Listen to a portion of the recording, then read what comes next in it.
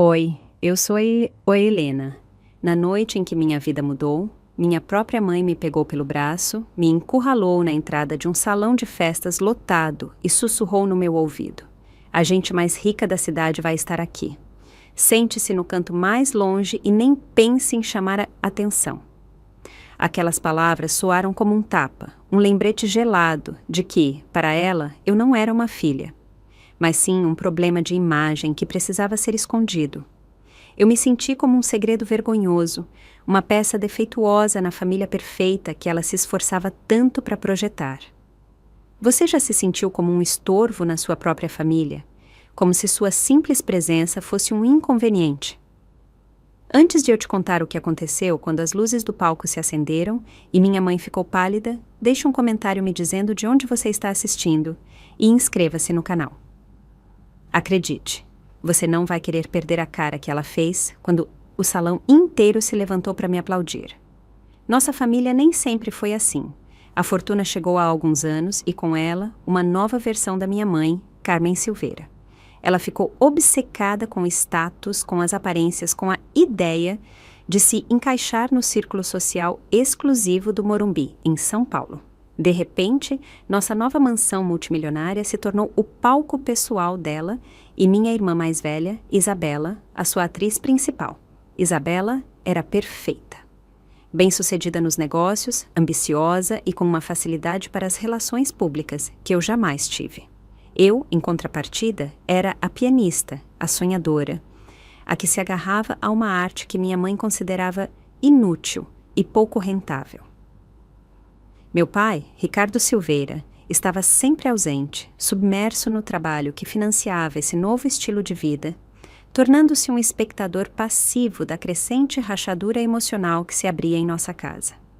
A injustiça não era um evento isolado, mas sim o ar que eu respirava todos os dias. O símbolo mais doloroso da minha invisibilidade era o piano do meu vovô. Era um velho piano vertical Steinway, com a madeira gasta por décadas de uso e algumas teclas de marfim amareladas que guardavam as impressões digitais dele. Ele tinha me ensinado a tocar, a encontrar minha voz na música quando as palavras não eram suficientes. Para mim, aquele piano não era um simples móvel. Era minha herança, meu refúgio, o único lugar onde eu sentia que podia ser eu mesma sem ser julgada. Mas na nossa mansão nova e moderna não havia espaço para algo com tanta história e tão pouco brilho. Carmen o relegou a um pequeno quartinho de depósito no segundo andar, junto a caixas velhas e móveis que já não combinavam com sua nova estética de decoração. Toda vez que eu entrava naquele cômodo frio e empoeirado, sentia que estava visitando a mim mesma no exílio. Em um contraste brutal, a sala de estar principal da casa era um santuário para a Isabela. Sobre a lareira de mármore, sob uma iluminação perfeitamente planejada, descansavam seus troféus e prêmios de negócios. Eram estatuetas de cristal e placas de metal polido que proclamavam suas conquistas como jovem empresária do ano ou líder em inovação financeira. Minha mãe os limpava pessoalmente todos os dias e não perdia a chance de mostrá-los a cada convidado que cruzava nossa porta. "Essa é a minha Isa, sempre no topo", ela dizia com um orgulho que lhe escorria pelos poros. Esses objetos frios e brilhantes eram a representação física do que minha família valorizava. O sucesso tangível, o poder econômico, o reconhecimento público. Minha música, em compensação, era intangível, emocional e, portanto, para minha mãe, completamente irrelevante. Eu me lembro de um jantar, meses atrás, com alguns sócios do meu pai. Um dos convidados, um homem mais velho e gentil, me perguntou sobre meus interesses. Mal abri a boca para falar da minha paixão pelo piano, minha mãe me interrompeu com uma risadinha condescendente. "Ah, a Helena e a música dela", ela disse como se falasse de um bichinho de estimação adorável. "É o passatempo infantil dela. Mantenha-la ocupada enquanto Isabela constrói um império." Eu senti a cor sumir do meu rosto. A humilhação foi tão intensa que se formou um nó na minha garganta que me impediu de falar pelo resto da noite. Olhei para Isabela, que me dedicou um pequeno sorriso de suficiência, e depois para meu pai, que simplesmente desviou o olhar para o prato, fugindo do confronto. Naquele silêncio, entendi que estava completamente sozinha. A noite do baile de gala beneficente da empresa do meu pai parecia a culminação de todas aquelas pequenas humilhações. A preparação em casa foi um turbilhão de atividades centrado exclusivamente em Carmen e Isabela. Seus vestidos de grife, trazidos especialmente de uma boutique de luxo nos jardins, estavam pendurados como obras de arte. Maquiadores e cabeleireiros entravam e saíam dos quartos delas, enquanto eu me arrumava em silêncio no meu, com um vestido que eu havia comprado em uma loja de departamentos e que, embora fosse bonito, parecia gritar inadequado ao lado dos delas. A viagem no Mercedes do meu pai até o luxuoso hotel em Itambibi, no coração de São Paulo, foi tensa e silenciosa. Eu olhava as luzes da cidade passarem pela janela, sentindo uma opressão no peito, como se soubesse que a noite só traria mais do mesmo, mais indiferença, mais desprezo sutil.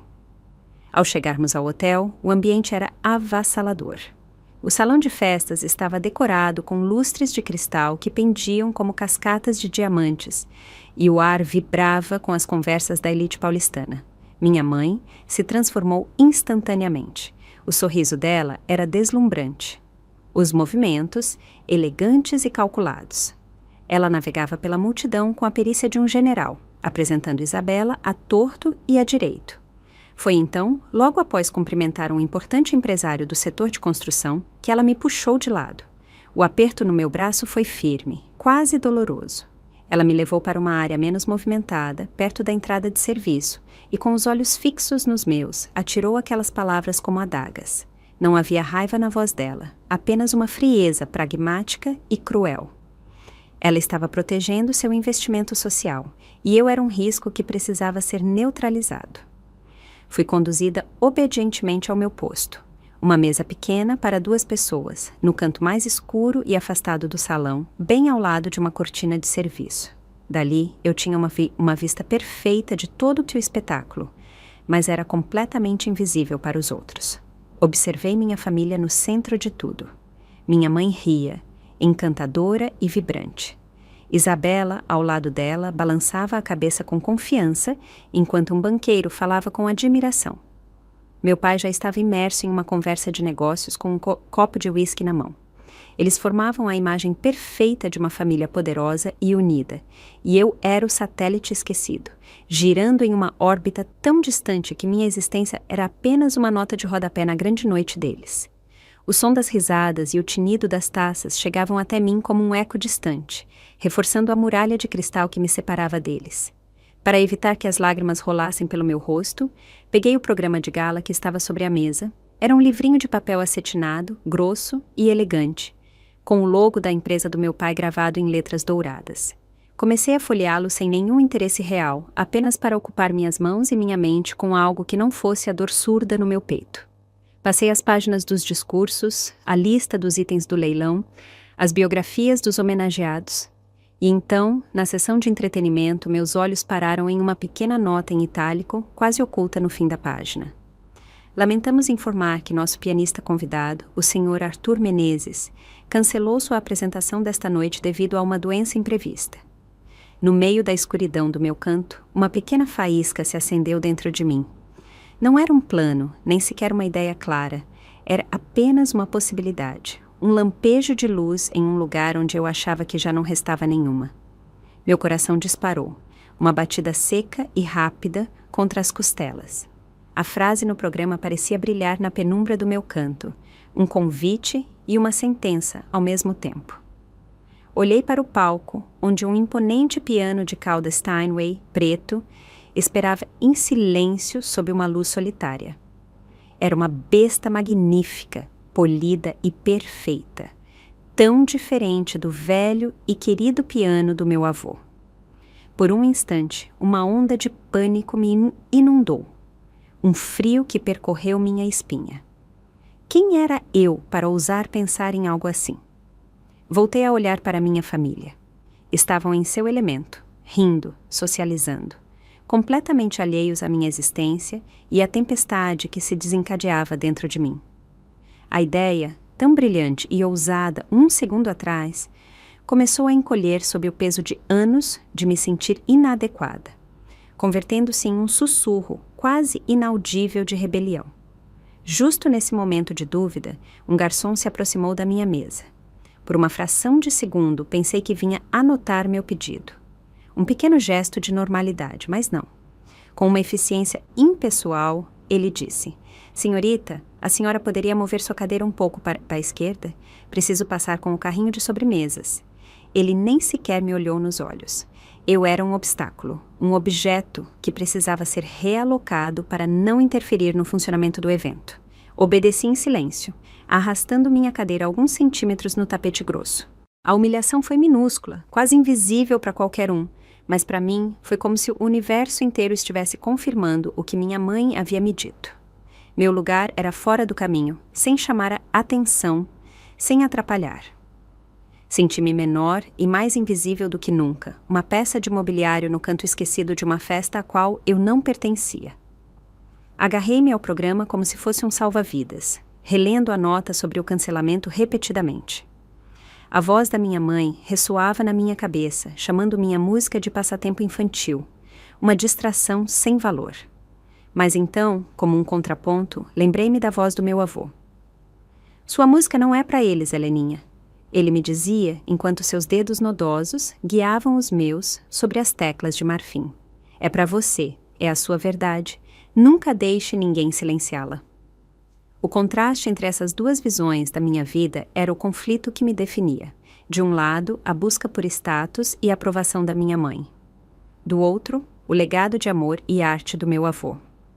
Naquele canto escuro, entendi que a verdadeira aposta daquela noite não era impressionar ninguém. Era decidir qual dessas duas vozes ganharia a batalha pela minha alma. Levantei o olhar e meus olhos se cruzaram com os de Rafael Gomes, o assistente do meu pai. Ele estava perto de uma das colunas do salão, observando a multidão com sua habitual discrição. Rafael era uma das poucas pessoas no novo círculo da minha família que sempre me tratou com genuíno interesse. Às vezes, quando ele visitava casa a trabalho, ele dava uma espiada no quartinho de depósito e me perguntava qual peça eu estava praticando. Ele conhecia minha paixão e, diferentemente dos outros, nunca a havia menosprezado. Ao encontrar meu olhar, ele não sorriu, mas me dedicou um leve e quase imperceptível aceno de cabeça. Não foi um gesto de pena, mas de entendimento. Foi como se ele pudesse ver a ideia que lutava para nascer na minha mente e, em vez de julgá-la, lhe desse sua silenciosa bênção. Esse pequeno gesto foi uma âncora em meio ao meu mar de dúvidas. Pouco depois, o mestre de cerimônias subiu ao palco. Com um sorriso profissional, ele bateu suavemente no microfone. "Senhoras e senhores, uma pequena nota sobre nosso programa", ele anunciou. "Infelizmente, nosso talentoso pianista, o Sr. Arthur Menezes, não poderá nos acompanhar esta noite. Mas não se preocupem, a música sempre encontra o seu caminho." Houve um murmúrio de decepção entre os convidados. Minhas mãos começaram a suar. A possibilidade já não era um segredo escondido em um programa. Era um vazio anunciado publicamente, um espaço aberto no coração do evento. A atenção de todos se dirigiu por um momento ao piano solitário no palco, agora um símbolo de uma promessa quebrada. Para mim, no entanto, parecia uma porta que se abrira de par em par. A pergunta já não era se havia uma oportunidade, mas sim se eu teria a coragem de cruzar o limiar. Minha mente voou imediatamente para o quarto empoeirado no segundo andar da nossa mansão no Morumbi. Ali, coberto por um lençol branco, descansava o piano do meu avô. Lembrei-me do toque da madeira gasta, do som levemente desafinado de algumas notas, do cheiro de história e de lembranças que emanava dele. Aquele instrumento era meu refúgio, meu confidente. O piano de cauda que estava no palco, por outro lado, era um instrumento de performance, uma máquina de perfeição projetada para impressionar. Eram dois mundos opostos. Entretanto, a música que meu avô me ensinou não era sobre a perfeição, mas sobre a emoção. Era sobre contar uma história sem palavras. Eu percebi que não importava o instrumento. O que importava era a alma que o tocava. Eu podia levar o espírito daquele velho piano esquecido e fazê-lo ressoar naquele salão cheio de estranhos.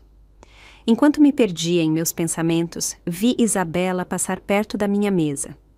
Ia acompanhada de uma mulher elegante que a ouvia com atenção. Ela não parou, nem sequer virou a cabeça para me olhar, mas ao passar, ouvia dizer com uma risadinha leve: "Ah, sim, aquela é minha irmãzinha, a Helena. É muito introvertida, sabe? Prefere passar despercebida." A mulher lançou um olhar rápido para o meu canto, uma mistura de curiosidade e condescendência antes de seguir caminhando. A palavra introvertida soou como um eufemismo para insignificante. Não era a crueldade da minha mãe, mas algo pior, uma anulação casual, uma forma de me apagar do mapa familiar diante dos outros, como se eu fosse uma nota de rodapé na biografia brilhante da vida dela. A dor foi aguda e gélida, um lembrete de que, para minha própria irmã, eu também era um inconveniente social. Do meu posto de observação, eu podia analisar a dinâmica de poder do salão. Minha mãe era a rainha indiscutível. Movimentava-se com uma graça calculada, seu vestido de seda ondulando ao passar. Eu a vi rir com um político local, tocar o braço da esposa de um banqueiro, apresentar Isabela a um investidor com um orgulho que era quase palpável.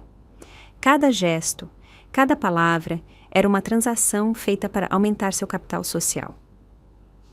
Meu pai, Ricardo, estava ao lado dela, mas era mais um consorte do que um rei.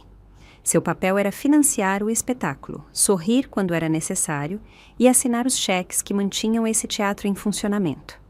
Nesse ecossistema, o valor era medido em contatos, em influência, na capacidade de projetar uma imagem de sucesso impecável.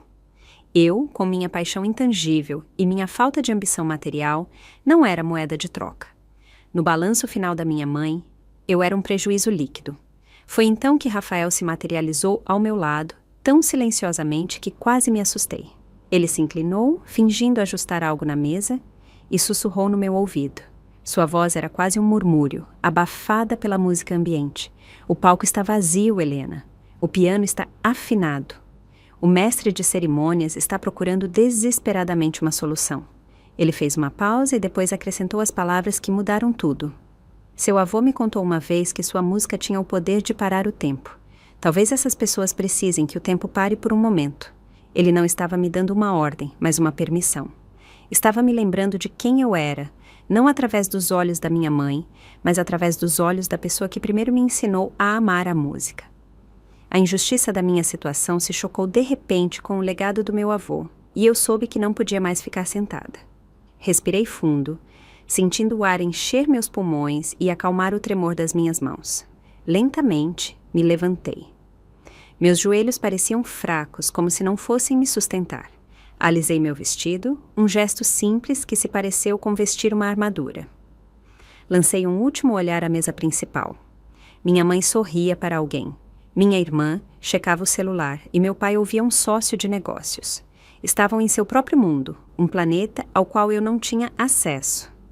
E pela primeira vez, não senti tristeza por isso, mas uma estranha sensação de libertação. Eles não me viam, mas isso já não importava. Eu estava prestes a me tornar visível nos meus próprios termos. Comecei a caminhar, passo a passo, afastando-me da sombra do meu canto e avançando em direção à luz solitária que banhava o palco. O murmúrio do salão não cessou imediatamente, mas senti que os olhares começavam a me seguir. No início, eram apenas as mesas mais próximas, pessoas que me viam como uma curiosidade, uma jovem solitária, caminhando com uma determinação inexplicável. Mas, à medida que me aproximava do palco, o efeito se espalhou como uma onda na água. As conversas começaram a vacilar, as cabeças se viraram. Eu podia sentir o peso de centenas de olhos sobre mim, uma mistura de confusão, intriga e surpresa. Eu não era mais invisível. Cada passo que eu dava naquele tapete felpudo era um ato de desafio contra anos de silenciamento. Eu não sentia medo, mas sim uma calma estranha, como se estivesse caminhando em direção ao meu destino. Cheguei ao pé dos pequenos degraus que subiam ao palco, o coração batendo com a força de um tambor, pronta para dar o concerto da minha vida. Subi o primeiro degrau e depois o segundo. O mundo pareceu encolher até se tornar o pequeno círculo de luz que me esperava. O murmúrio do salão se transformou em um zumbido surdo nos meus ouvidos, como o som do mar escutado através de um caracol. Eu não sentia mais o peso dos olhares curiosos, apenas a atração magnética do piano. Era como se por anos eu tivesse estado caminhando debaixo d'água e agora, a cada passo para cima, estivesse prestes a romper a superfície para respirar o primeiro ar de verdade. Minhas mãos, que antes tremiam, agora pareciam estranhamente firmes, como se soubessem que estavam prestes a cumprir o propósito para o qual foram criadas. Meus pés se moviam com uma certeza que não vinha da minha mente, mas de um lugar muito mais profundo, um instinto de sobrevivência que me gritava que esse era o único caminho a seguir. Ao chegar à plataforma, o mestre de cerimônias se virou para mim. Seu sorriso profissional congelou em uma máscara de confusão. Ele era um homem de meia-idade, com o cabelo perfeitamente penteado e um terno impecável, claramente acostumado a ter o controle absoluto de cada segundo do evento. Ele abriu a boca para dizer algo, provavelmente para me deter para perguntar o que diabos eu pensava que estava fazendo. Nossos olhos se encontraram por um instante. Não sei o que ele viu nos meus. Talvez não tenha visto a filha invisível de Ricardo, mas sim alguém que não tinha absolutamente nada a perder. Antes que ele pudesse pronunciar uma palavra, inclinei a cabeça levemente e sussurrei com uma voz que mal reconheci como a minha. Por favor, só uma música. Meu tom não era suplicante, mas firme. Foi uma declaração, não um pedido. Ele ficou imóvel, surpreso com a minha audácia, e em sua hesitação encontrei minha oportunidade. Passei por ele sem esperar uma resposta e caminhei diretamente para o piano. Era ainda mais imponente de perto.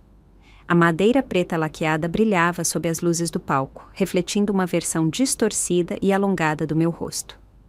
Não cheirava a história como o do meu avô. Cheirava a couro e a potencial não explorado.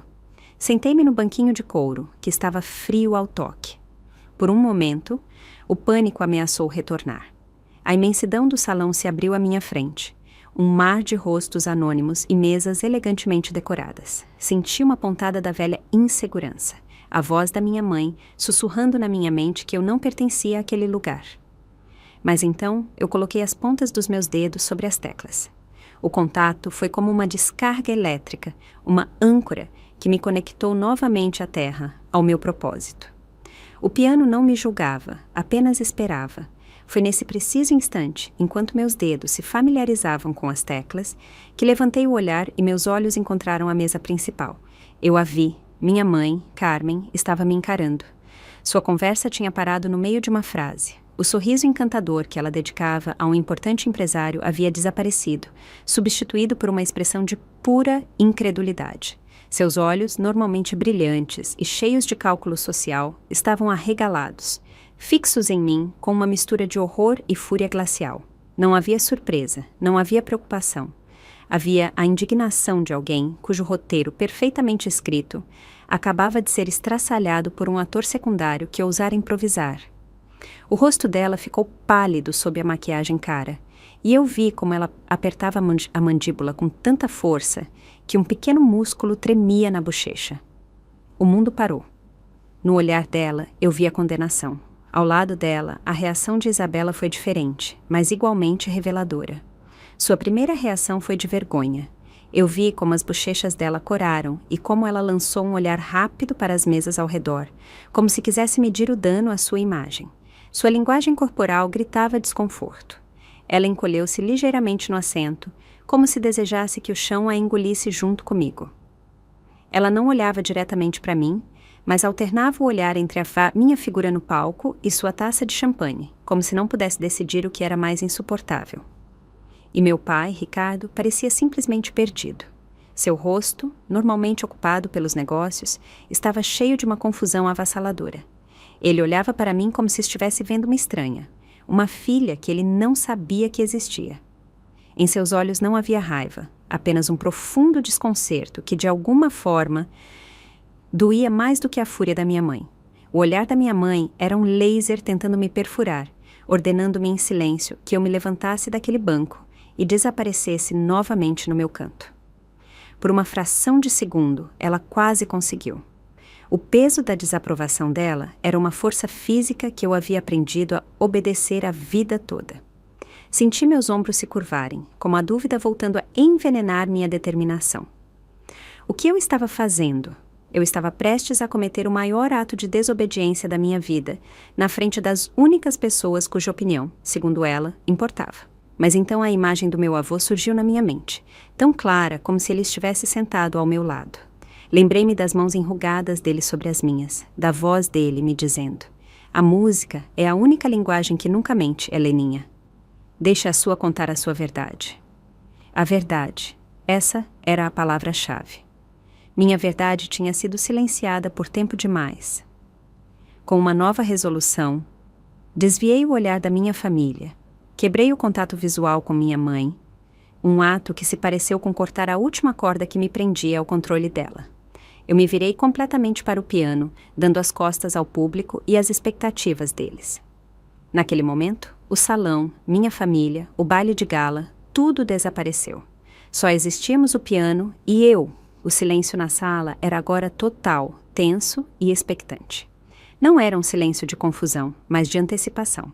Eu podia senti-lo no ar, uma energia coletiva contida esperando para ser liberada. O mestre de cerimônias havia se retirado para um lado do palco, observando-me com uma expressão indecifrável. Ele havia me cedido o momento. Ninguém ia me deter. A escolha era inteiramente minha. Coloquei minhas mãos sobre o teclado, sentindo o equilíbrio perfeito das teclas sob meus dedos. Eram suaves e frias, uma tela em branco. Diferentemente das teclas amareladas e gastas do piano do meu avô, estas não tinham história. A história eu ia dar. Respirei fundo e segurei o ar por um segundo, saboreando aquele instante de calma antes da tempestade. Pensei na peça que meu avô havia me ensinado, uma composição dele cheia de melancolia, mas também de uma esperança feroz. Não era uma peça para impressionar com virtuosismo técnico, mas para despir a alma. Era a história de um homem que havia encontrado a beleza em meio à dor. E agora seria a minha história também. Era a única resposta que eu podia dar à humilhação, a única forma de reivindicar minha voz. Fechei os olhos por um instante. Eu não estava mais no baile de gala beneficente em um hotel luxuoso de Itambibi. Eu estava de volta àquele pequeno quarto empoeirado da nossa mansão no Morumbi, com o cheiro de madeira velha e de lembranças. Senti o espírito do meu avô ao meu lado, sua presença tranquilizadora envolvendo-me como um cobertor quente. O legado dele não era o dinheiro ou o status que minha mãe tanto ansiava. Era essa música, esse refúgio, essa verdade inabalável que vivia dentro de mim. E no silêncio absoluto daquele salão cheio de estranhos, com o coração batendo no ritmo da melodia que estava para nascer, preparei-me para contar a todos quem eu era de verdade. Eu ia tocar não para eles, nem para minha família, mas para a menina que se escondia em um canto e para o homem que a ensinou a voar. O ar vibrava com a tensão acumulada. Eu podia sentir centenas de pares de olhos fixos nas minhas costas. Cada um com uma pergunta diferente. Quem era essa garota? O que ela ia fazer? A curiosidade havia substituído completamente a indiferença. Minha mãe, da sua mesa, certamente estava arquitetando 1000 maneiras de minimizar o desastre, de transformar essa insurreição em uma anedota excêntrica. Mas eu sabia que o que estava prestes a acontecer não podia ser minimizado. Eu estava prestes a mudar a narrativa que ela havia construído com tanto esmero. Meus dedos pairaram sobre as teclas, suspensos no ar por uma fração de segundo que pareceu uma eternidade. E então, no meio daquele silêncio sagrado e tenso, com todo o peso da minha vida não vivida atrás de mim, toquei a primeira nota. Um som claro, puro e melancólico cortou o ar e preencheu tudo. Essa primeira nota, clara e solitária, flutuou no ar denso do salão como uma pergunta. Não foi forte nem agressiva, mas melancólica e pura. Um som que não pertencia àquele mundo de conversas superficiais e risadas calculadas. O murmúrio geral do salão não cessou de repente, mas foi se desvanecendo lentamente, como a maré recuando da praia. Primeiro, as mesas mais próximas ao palco ficaram em silêncio. Depois as do meio, até que uma quietude total e expectante se apoderou de todo o lugar. Senti essa quietude não como uma pressão, mas como um espaço vazio que eu podia finalmente preencher com a minha própria voz. A fúria no rosto da minha mãe congelou, convertendo-se em uma máscara de incredulidade. Ela havia querido me esconder em um canto e eu, em compensação, havia silenciado o mundo inteiro dela com uma única nota. Meus dedos se moveram sobre as teclas com uma familiaridade que transcendia o nervosismo. Não era uma peça para ostentar virtuosismo. Não estava cheia de arpejos impossíveis nem de uma velocidade vertiginosa. Era a composição do meu avô, uma melodia que contava uma história.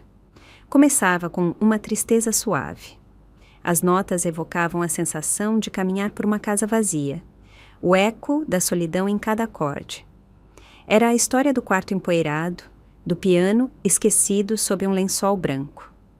Eu estava traduzindo em música todos os anos de me sentir invisível, de ser relegada a um segundo plano. Eu não olhava para ninguém, meus olhos estavam fixos nas minhas mãos, mas eu podia sentir como a energia do salão mudava, como a curiosidade inicial se transformava em uma atenção profunda e genuína. Eu estava despindo minha alma em público e pela primeira vez não sentia vergonha. No início, eu vi rostos confusos entre o público. As pessoas provavelmente esperavam algo leve, música de fundo para acompanhar suas sobremesas e conversas de negócios. Mas a peça do meu avô exigia ser ouvida. Tinha uma gravidade, uma honestidade emocional que rompia com a atmosfera artificial do evento. Vi como os garfos pararam no meio do caminho até a boca, como as taças de vinho ficaram suspensas no ar. Os sorrisos profissionais desapareceram, substituídos por expressões de introspecção e surpresa. A elite de São Paulo, a mesma gente que minha mãe se esforçava tanto para impressionar com sua riqueza e seu status, estava sendo cativada pelo passatempo infantil da filha invisível dela. A ironia era tão densa que eu quase podia senti-la, uma nota agridoce que se misturava à melodia. Levantei o olhar por um segundo e meus olhos se encontraram novamente com a mesa principal. A expressão da minha mãe havia passado do choque para uma fúria fria e controlada. Ela estava sentada incrivelmente ereta, com um sorriso forçado colado nos lábios, como se isso fosse parte do espetáculo que ela havia planejado. Mas os olhos dela contavam uma história diferente. Eram 2 pedaços de gelo que me prometiam um castigo severo.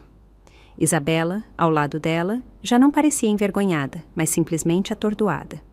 A boca dela estava ligeiramente aberta, e o olhar dela ia do palco para os rostos dos convidados importantes, tentando calcular o impacto da minha insubordinação. E meu pai era o único cuja expressão havia começado a mudar. A confusão no rosto dele estava se dissolvendo, dando lugar a algo que eu não via há anos. Uma atenção total e absoluta dirigida a mim. À medida que eu avançava na peça, o medo havia se evaporado por completo. Em seu lugar, eu sentia uma conexão estranha e poderosa com cada pessoa naquela sala. Eles não eram mais um público anônimo, eram testemunhas. O piano de cauda, que a princípio havia me parecido tão intimidador e alheio, agora parecia uma extensão do meu próprio corpo. Cada nota que eu tocava era uma palavra que eu nunca havia ousado dizer. Era um "eu estou aqui", um "eu também importo", um "isto é o que eu sou". A música fluía através de mim com uma facilidade que me surpreendeu. Pela primeira vez na vida, eu não estava pedindo permissão para existir. Eu estava reivindicando meu espaço nota por nota, silêncio por silêncio, e naquele ato de pura autoafirmação encontrei uma força que eu não sabia que possuía. A melodia evoluiu. A tristeza inicial deu lugar a uma sessão mais turbulenta e apaixonada. As notas contavam a história da humilhação na entrada do salão, do desprezo casual da minha irmã, das inúmeras cenas em que minha voz foi silenciada. Era um lamento que se convertia lentamente em um grito de guerra. Meus dedos voavam sobre o teclado, não com raiva, mas com uma intensidade libertadora. Eu estava colocando toda a minha dor na música, transformando-a em algo belo e poderoso. Eu estava tomando o veneno que haviam me dado por anos e transformando-o em um antídoto. Foi então que eu vi claramente. Meu pai se inclinou para a frente na cadeira, apoiando os cotovelos na mesa, o corpo completamente voltado para o palco. A máscara do empresário impenetrável, sempre preocupado com os negócios e as aparências, rachou. Seus olhos, que sempre pareciam olhar através de mim, agora estavam fixos nas minhas mãos, seguindo cada movimento. E na luz tênue do salão, eu vi algo que me fez quase perder o compasso. O brilho de uma lágrima se formando no canto do olho dele. Não era uma lágrima de tristeza, mas de reconhecimento. Naquele instante, ele soube que havia perdido algo vital, que a filha que ele pensava conhecer era apenas uma sombra da pessoa que estava sentada na frente dele. Ele estava me vendo, realmente me vendo pela primeira vez. Minha mãe notou a mudança no meu pai. Eu vi como o olhar dela se desviou de mim para ele por uma fração de segundo, e uma nova camada de fúria, desta vez misturada com pânico, se somou à sua expressão. O fato de meu pai estar comovido era uma traição à narrativa dela, uma rachadura na fachada familiar que ela havia construído. O controle dela estava desmoronando na frente da mesma plateia que ela tentava conquistar. Ela tentou dizer algo, inclinar a cabeça para ele para sussurrar, para tirá-lo do transe, mas parou. Ela sabia que era inútil. O feitiço da música era forte demais. A impotência dela era palpável, uma tensão que emanava dela mesmo àquela distância. Ela estava perdendo a batalha, e a pior parte para ela era que estava perdendo para mim. Eu levei a peça ao seu clímax. A melodia se elevou, preenchendo cada canto do vasto salão com uma força avassaladora. Era a parte da composição que meu avô chamava de A Esperança. Era uma torrente de notas que falavam de resiliência, da beleza que se recusa a ser extinta. Coloquei tudo o que me restava naqueles últimos compassos. Toda a humilhação, toda a solidão, toda a determinação silenciosa que havia se acumulado dentro de mim, canalizou-se através dos meus dedos e explodiu em um som majestoso e desafiador. Era a minha declaração final, o meu ponto final. Eu não era mais a menina do canto. Eu era a tempestade, eu era o fogo, eu era a música. E naquele momento, sob as luzes do palco, eu me senti mais eu mesma do que nunca. A última nota vibrou no ar, ressoando com uma clareza cristalina que pareceu durar uma eternidade. Minhas mãos ficaram suspensas sobre o teclado enquanto o som se desvanecia lentamente até desaparecer por completo. E então, nada. Um silêncio. Mas não era um silêncio vazio. Era um silêncio denso, pesado, carregado com a emoção de tudo o que acabara de acontecer. Eu podia sentir a respiração coletiva de centenas de pessoas contida em seus peitos, naquele silêncio absoluto que durou talvez 2 ou 3 segundos, mas pareceu uma vida inteira. Eu soube que havia vencido. Eu não precisava dos aplausos. Aquele momento de quietude total, de reconhecimento compartilhado, foi a minha verdadeira ovação. Era a prova irrefutável de que minha voz finalmente havia sido ouvida. E então, o primeiro aplauso rompeu o silêncio.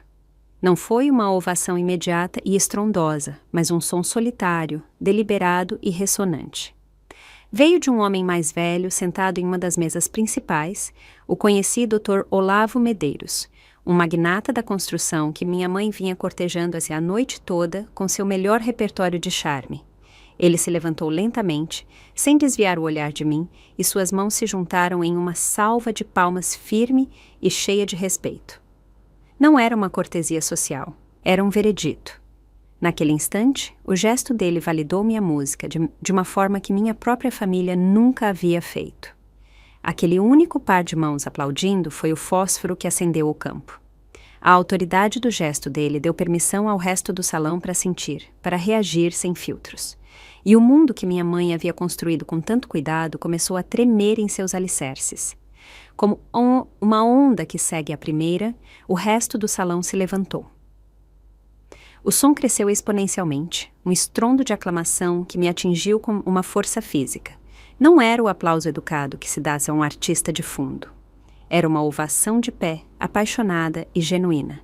O som preenchia cada canto, rebatia nos lustres de cristal e vibrava através do piso de madeira até chegar a mim, sentada no banquinho do piano. Era um rugido de aceitação, um coro de centenas de estranhos que, no decorrer de poucos minutos, haviam entendido minha história melhor do que minha própria mãe em 24 anos. Eu permaneci imóvel, absorvendo aquela onda de som, sentindo-a lavar anos de dúvidas e humilhações, deixando-me limpa e trêmula na margem de uma nova realidade. Era o som mais bonito que eu já tinha ouvido na vida. Lentamente, como se estivesse despertando de um longo sonho, eu me virei no banquinho para encarar a plateia.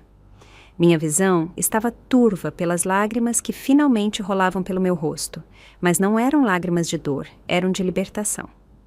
Eu vi um mar de rostos sorridentes, de pessoas comovidas, de estranhos que me olhavam com uma admiração que me tirava o fôlego.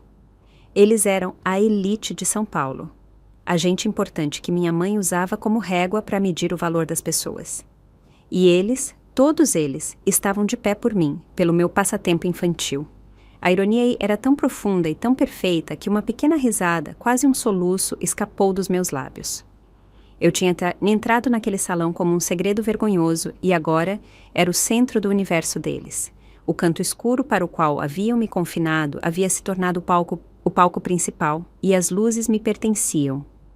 Meu olhar buscou instintivamente a mesa da minha família, o epicentro do terremoto que eu acabara de provocar, e eu os vi. Carmen estava de um branco doentio que nem sua maquiagem cara conseguia disfarçar. Ela se havia levantado com o resto, mas era um autômato, um gesto mecânico para não destoar. O sorriso dela estava congelado em uma careta horrível.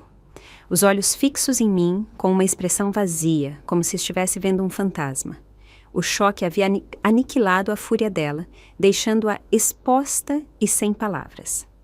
Todo o poder dela, toda a sua autoridade social, havia se desvanecido no ar com a última nota da minha canção. Ela havia sido derrotada em seu próprio campo de batalha, com suas próprias armas, na frente do seu próprio público. Ela estava vendo como o troféu que havia polido com tanto esmero, Isabela, era ofuscado pela relíquia que ela havia escondido no depósito. Isabela, ao lado dela, também aplaudia, mas os olhos dela denunciavam a tempestade que se travava em seu interior. O rosto dela era uma mistura indecifrável de espanto, ciúme e uma forma de respeito a contragosto que ela nunca havia me demonstrado antes. Ela olhava de mim para os rostos dos magnatas e socialites que nos rodeavam, e eu pude ver como as peças se encaixavam na mente pragmática dela. Ela estava se dando conta de que o tipo de poder que eu acabara de demonstrar não podia ser comprado, herdado, nem conseguido através de contatos. Era algo autêntico, algo que ela, com todos os seus prêmios de negócios e seu sucesso calculado, jamais poderia possuir. Naquele momento, seus brilhantes troféus de cristal na prateleira da lareira da nossa mansão no Morumbi perderam todo o brilho. Eram objetos frios, enquanto minha música estava viva e respirava. Mas foi a reação do meu pai que finalmente rompeu a represa das minhas emoções. Ricardo não estava apenas de pé. Ele estava na primeira fila da ovação. O aplauso dele era o mais forte, o mais entusiasmado, e as lágrimas corriam livremente pelo rosto dele, sem nenhuma tentativa de escondê-las. Não eram as lágrimas de um empresário comovido por uma melodia bonita. Eram as lágrimas de um pai que acabava de despertar para uma verdade devastadora, que havia estado cego por anos. Seus olhos, fixos nos meus, estavam cheios de um orgulho tão intenso que doía, mas também de um arrependimento profundo e palpável. Através da distância que nos separava, os lábios dele formaram duas palavras silenciosas que eu li com total clareza: perdoa-me. E naquele instante, eu soube que algo fundamental na nossa família havia se quebrado e se reconstruído para sempre. Quando a ovação finalmente começou a diminuir, o mestre de cerimônias, com um sorriso genuíno que substituía sua confusão anterior, aproximou-se para me ajudar a descer do palco. Absolutamente extraordinário, senhorita, ele sussurrou, tratando-me com uma reverência que beirava testar a devoção. Enquanto eu caminhava de volta para minha mesa, o corredor se abria para mim. As pessoas se afastavam, mas não para me ignorar, e sim para me ver passar. Algumas pessoas tocaram meu braço suavemente, murmurando: "Parabéns." "Foi mágico", disse uma mulher com um colar de diamantes. "Obrigado", disse um homem com uma voz rouca pela emoção. Eu não era mais a garota do canto. Eu era a garota do piano. Eu havia chegado ao baile de gala como um satélite invisível e estava saindo como uma estrela recém-nascida, deixando um rastro de espanto por onde passava. Chegar à mesa da minha família foi como entrar no olho de um furacão. O ar estava carregado de uma tensão elétrica. Isabela sentou-se rapidamente e se concentrou na sua taça de vinho como se fosse o objeto mais fascinante do mundo. Carmen permaneceu de pé por mais um momento, seu corpo rígido como uma estátua de mármore, antes de se sentar com uma lentidão deliberada. Nenhuma das duas olhou para mim. O silêncio entre nós três era um abismo, um espaço cheio de todas as palavras cruéis ditas e todos os pedidos de desculpa que nunca chegariam. O contraste era brutal. Eu tinha acabado de receber o calor e a admiração de um salão cheio de estranhos, apenas para ser recebida pelo frio glacial da minha própria mãe e irmã. Mas algo dentro de mim havia mudado. O silêncio delas já não me feria, era simplesmente um ruído de fundo. Foi Ricardo quem quebrou o feitiço. Ele se moveu com uma decisão que raramente eu via nele em assuntos familiares. Aproximou-se da mesa, pegou uma das cadeiras vazias, uma que não estava em um canto, mas no centro, e a colocou ao lado dele. Depois, olhou para mim e, com um gesto que era ao mesmo tempo um convite e uma ordem, disse: "Helena, sente-se aqui conosco." A voz dele era firme, clara e não admitia discussão. Eu me sentei e ele empurrou a cadeira suavemente. O ato foi simples, mas o simbolismo foi monumental. Ele estava me tirando das sombras e me colocando no lugar que me cabia. Estava redefinindo publicamente o meu lugar na família sem pedir permissão a ninguém. Era o primeiro ato dele de verdadeira paternidade em muito tempo, e senti como se fosse uma âncora no meio da tempestade. Comigo, sentada ao lado dele, meu pai levantou ligeiramente a taça. Olhou para os sócios de negócios que compartilhavam nossa mesa, que me observavam com uma nova curiosidade e respeito. Depois, com uma voz que ressoou com um orgulho inconfundível, ele disse: "Eu lhes apresento minha filha, Helena." Ele fez uma pausa e seus olhos encontraram os da minha mãe por um instante. Ela é a verdadeira artista da família. Não havia desafio no tom dele, apenas uma simples declaração de fatos, uma verdade que havia sido ignorada por tempo demais. Para minha mãe, aquelas palavras devem ter sido como um tapa. Ele não estava apenas me reconhecendo, ele estava corrigindo publicamente a narrativa que ela havia promovido. Ele estava reequilibrando a balança da família, e o peso agora se inclinava a meu favor. Lancei um último olhar para minha mãe. O rosto dela, antes pálido pelo choque, agora estava vermelho de fúria e impotente. Mas quando nossos olhos se encontraram, eu vi algo além da raiva. Eu vi o fim. O poder que ela tinha sobre mim, o poder de me fazer sentir pequena e insignificante, havia se evaporado. A aprovação dela já não era o prêmio que eu buscava desesperadamente. Eu me dei conta de que meu valor não residia na opinião dela, mas nas minhas próprias mãos, na música que meu avô havia me legado. Aquele legado que ela havia tentado enterrar em um quarto empoeirado acabara de encher de luz o salão mais exclusivo de São Paulo. Quebrei o contato visual com ela e me virei para o meu pai, que sorria para mim com uma tristeza e um amor que abrangiam tudo. Naquele momento, eu não precisava mais de um canto para me esconder. Eu havia encontrado meu lugar, não na mesa, mas dentro de mim mesma. A viagem de volta para casa no Mercedes do meu pai foi a experiência mais silenciosa e barulhenta da minha vida. Ricardo dirigia, os nós dos dedos brancos apertando o volante, mas de vez em quando ele me lançava um olhar pelo espelho retrovisor, um olhar que era uma mistura de orgulho e desculpa. Eu ia sentada atrás dele, sentindo pela primeira vez que eu ocupava um espaço real naquele carro. Carmen estava no banco do carona, rígida como uma estátua, olhando pela janela as luzes da cidade que passavam. Ela não disse uma única palavra. O silêncio dela era um grito de guerra, uma promessa de represálias. Isabela, ao meu lado, dedicava-se a olhar o celular com uma intensidade que era claramente fingida. O ar dentro do carro estava denso, carregado com o peso de uma dinastia familiar que havia desmoronado e se reconstruído no lapso de uma única canção. Ninguém se atrevia a falar, mas tudo já havia sido dito. Na manhã seguinte, acordei com um som incomum vindo do andar de baixo. Não eram as vozes suaves do pessoal de serviço, mas o ruído surdo de algo pesado sendo movido com cuidado. Desci as escadas e encontrei meu pai no hall de entrada, supervisionando 2 homens de uma empresa de mudanças. Eles estavam manobrando com uma perícia incrível o velho piano do meu avô para tirá-lo do quarto de depósito. Meu pai se virou ao me ver e em seus olhos havia uma determinação que raramente eu havia visto nele fora de uma sala de reuniões. Bom dia, Helena, ele disse com uma voz tranquila, mas firme. Eu pensei que este instrumento merecia um lugar melhor. Vamos levá-lo para ser restaurado e afinado por completo. E depois o colocaremos onde ele sempre deveria ter estado. Ele não precisou dizer onde era esse lugar. O gesto dele era uma declaração. Uma correção de uma injustiça que ele havia permitido por tempo demais. Nesse exato momento, Carmen apareceu no alto da escada, envolta em seu robe de seda.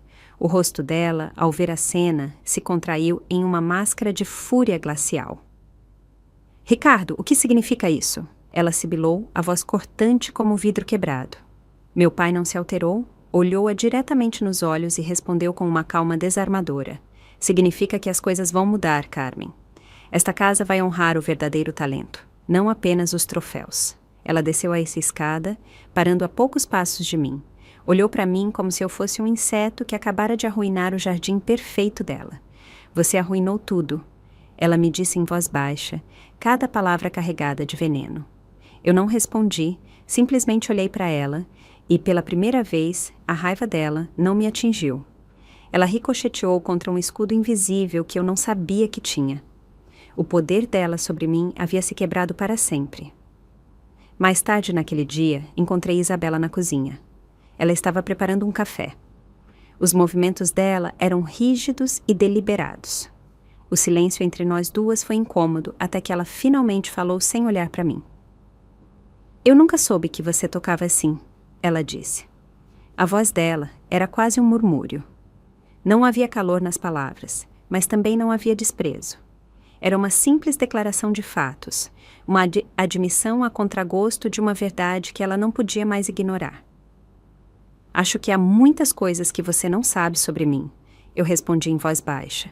Ela assentiu lentamente, pegou a xícara de café e saiu sem dizer mais nada. Não foi uma reconciliação, e nunca seria, mas foi um reconhecimento. No mundo dela de conquistas quantificáveis, minha música havia se tornado um ativo que ela não podia mais se dar ao luxo de subestimar. Nossa relação se assentou em um novo território, um distanciamento respeitoso, uma trégua fria entre 2 mundos que nunca se entenderiam completamente. 2 semanas depois, meu pai e eu encontramos um pequeno apartamento para mim na Vila Madalena. Ele insistiu em me ajudar com o depósito e os primeiros meses de aluguel, não como um ato de controle, mas como uma oferta de paz, uma forma tangível de corrigir anos de negligência. Você precisa do seu próprio espaço, Helena, ele me disse enquanto assinávamos os papéis. Um lugar onde sua música possa vir em primeiro lugar. Carmen se opôs, é claro. Ela viu isso como uma afronta final, como se eu estivesse abandonando a família. Mas a verdade é que eu estava abandonando a versão dela de família, para poder construir a minha. No dia da mudança, ela nem sequer saiu do quarto para se despedir, e pela primeira vez, a ausência dela não me doeu. Foi simplesmente uma confirmação de que eu estava tomando a decisão certa. Meu novo apartamento não era uma mansão multimilionária, mas para mim era um palácio. Tinha grandes janelas que deixavam entrar a luz do sol e cheirava a tinta fresca e a novos começos. No dia em que o piano do meu avô chegou, completamente restaurado, eu chorei. Os homens da mudança o colocaram no centro da sala de estar, sob a janela principal. A madeira escura dele agora brilhava com um lustre quente. E quando toquei as teclas de marfim, o som era rico e perfeito. Não era mais uma relíquia escondida em um quarto empoeirado. Era o coração do meu lar, a âncora da minha nova vida. Todos os dias eu me sentava para tocar, não para praticar para uma audição ou para impressionar alguém, mas simplesmente pelo prazer de fazê-lo. A música já não era meu refúgio do mundo, era a minha forma de viver nele. Uma semana depois de me mudar, recebi um telefonema. Era o assistente do magnata da construção que havia se levantado primeiro no baile de gala, o Dr. Olavo Medeiros. Ele me disse que o chefe dele havia ficado profundamente comovido com a minha performance e queria me oferecer algo. Não era um contrato de gravação nem uma turnê mundial, mas algo muito mais real e valioso. A fundação dele financiava uma bolsa integral para um mestrado em performance de piano numa instituição de renome no Rio de Janeiro, e ele queria me patrocinar pessoalmente. A oferta me tirou o fôlego. O passatempo infantil, que minha mãe havia desprezado, tinha se tornado a chave que abria a porta para o meu futuro. Um futuro que eu mesma havia criado com as minhas próprias mãos em uma única noite de rebelião silenciosa. Os meses que se seguiram estabeleceram a nova ordem da minha vida. Eu falava com meu pai várias vezes por semana. Ele me perguntava sobre minha música, sobre meus planos para o Rio de Janeiro, sobre as pequenas coisas do meu dia a dia. Ele estava conhecendo a filha dele e eu estava conhecendo o meu pai. Com Isabela, o contato era mínimo, limitado a mensagens de texto em aniversários e feriados. Mantínhamos uma distância cordial, como duas sócias de negócios que respeitam o território uma da outra. Carmen eu não voltei a ver. Soube pelo meu pai que ela se recusava a pronunciar meu nome. Eu não esperava um pedido de desculpa, e já não precisava dele. O silêncio dela já não era um castigo. Era simplesmente a prova de que ela havia escolhido o mundo de aparências dela acima da própria filha.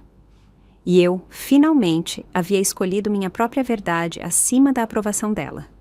Agora, enquanto estou sentada em frente ao piano do meu avô, com a luz do entardecer de São Paulo entrando pela janela do meu próprio apartamento, muitas vezes penso naquela noite, não com raiva nem com tristeza, mas com uma estranha sensação de gratidão. Aquela humilhação foi o fogo que me forjou. Me obrigou a sair do canto escuro para o qual haviam me banido e a encontrar minha própria luz no centro do palco. Meus dedos deslizam sobre as teclas e a música preenche o espaço. Uma melodia que já não é de dor, mas de paz. É a história de uma garota que aprendeu que seu valor não era medido pelos troféus em uma prateleira ou pela aprovação dos outros, mas pela verdade que ressoava em seu próprio coração. E essa verdade, finalmente, era suficiente. A maior lição que eu aprendi naquela noite não foi sobre música nem sobre o poder de uma ovação. Foi sobre os cantos nos quais permitimos que nos coloquem e, o que é pior, nos quais aprendemos a ficar por vontade própria. Minha mãe me designou um canto físico naquele salão, mas eu havia estado vivendo em um canto emocional por anos, convencida de que meu valor era tão pequeno que eu deveria me manter fora de vista, sem fazer barulho, sem incomodar. O verdadeiro inimigo não era a ordem dela, mas sim a parte de mim que estava disposta a obedecê-la. Eu descobri que a gaiola mais difícil de abrir não é a que os outros constroem para você, mas a que você aceita como seu lar. Sair daquele canto não foi apenas caminhar para um palco. Foi caminhar para mim mesma, reivindicando o espaço que sempre me pertenceu. O que aconteceu depois me ensinou que a família nem sempre é o lugar onde você nasce, mas sim o lugar onde você finalmente se permite florescer. Meu pai, ao abrir os olhos, começou a construir uma ponte até mim, uma que havia estado em ruínas por anos. O apoio dele se tornou a prova de que o amor verdadeiro não exige que você seja um troféu, mas sim celebra a música única que você carrega dentro de si. Minha mãe e minha irmã, por outro lado, ficaram do outro lado do abismo que minha atuação havia criado. A incapacidade delas de celebrar meu triunfo me demonstrou que algumas pessoas só gostam de você enquanto você se mantém pequeno, porque a sua luz ameaça expor as sombras delas.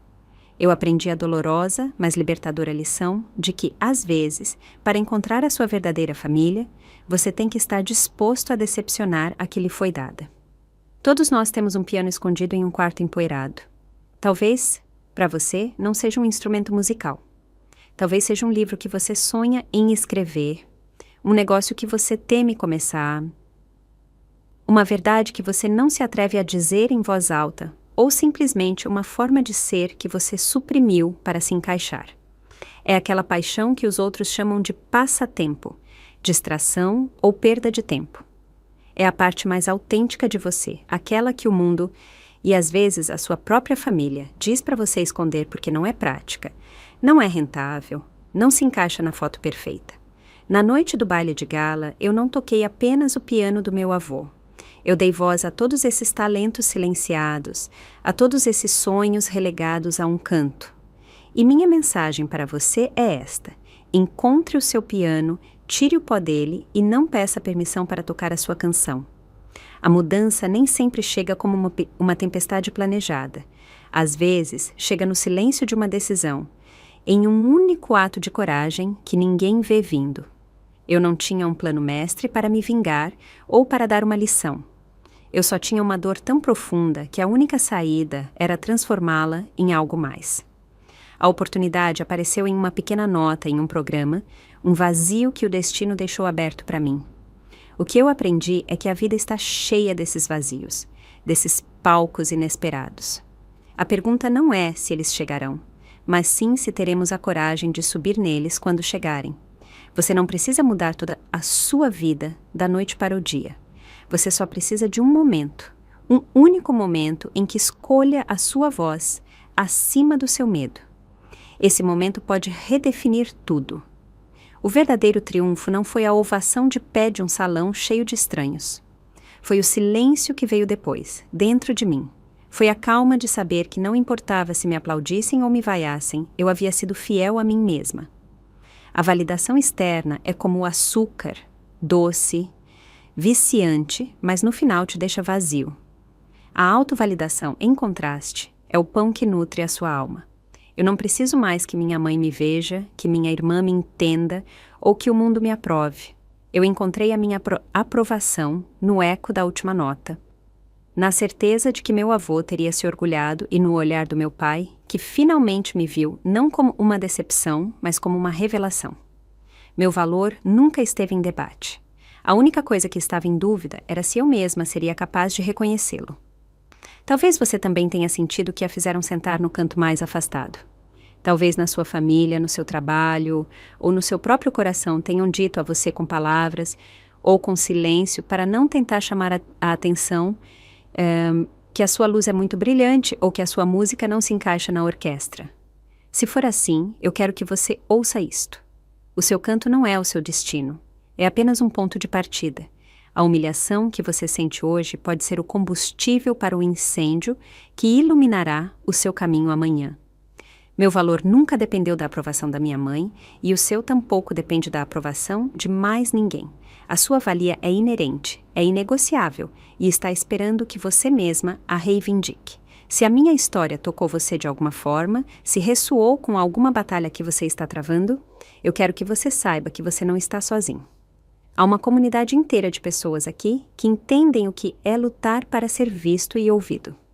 Eu quero ler a sua história nos comentários. Conte-me qual é esse piano que você anseia tocar. E se você quiser continuar ouvindo histórias que nos lembrem que a nossa voz importa, inscreva-se neste canal e ative as notificações. Juntos, podemos demonstrar ao mundo que os cantos mais escuros são muitas vezes o lugar onde nascem as estrelas mais brilhantes. Não deixe que ninguém, nunca mais, silencie a sua música.